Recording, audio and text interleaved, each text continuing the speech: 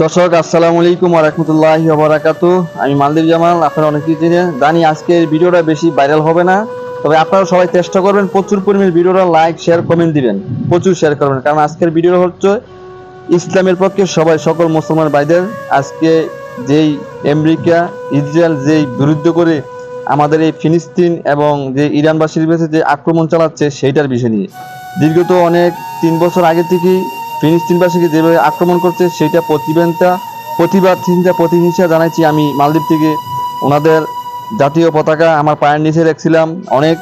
তো প্রতিটি বছরই এই রমজান মাস আসলে ইহুদিরা মনে করে, আমেরিকারা মনে করে এই রোজার মাস ওরা এখন দুর্বল সময় না খায় রোজা রাখে, দিনভরে দুর্বল, ওরা যুদ্ধের ভিতরে অংশগ্রহণ করবে না।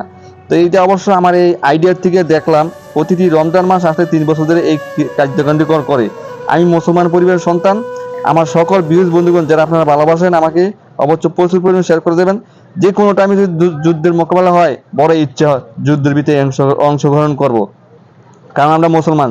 দুনিয়াত হয়তো 2 দিন আগে মরলে কোনো সমস্যা নাই, হয়তো 2 দিন বেশি বাঁচবো, বাঁচার জন্য চেষ্টা করবো, মুসলমানের জন্য শহীদ হয়ে যাব। তবে তারপর আমেরিকার আর ইসরায়েলের কোনো দিন আমরা সাপোর্ট নিই আর নিবও না।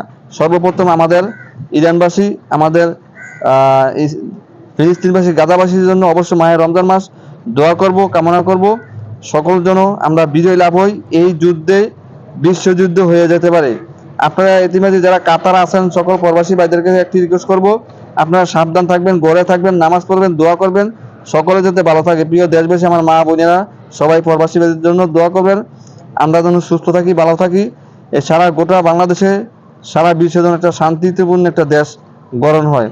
আর আগামী বিশ্বযুদ্ধ যদি লাগিয়ে যায়, ইরান থেকে নেতৃত্ব দেওয়া শুরু হবে, বাংলাদেশ থেকে সর্ব জায়গা থেকে মুসলিম হিসাবে ইরান থেকে ইনশাল্লাহ ইসলামী ঘোষণা হবে, বিশ্বের ভিতরে বিশ্ব নেতা হবে ইরানবাসী, সেটাই কামনা করি। তারপরে আমেরিকার নেতৃত্বে আমরা চলবো না, সেই আশায় আছি, সেই বিদ্যা আছি।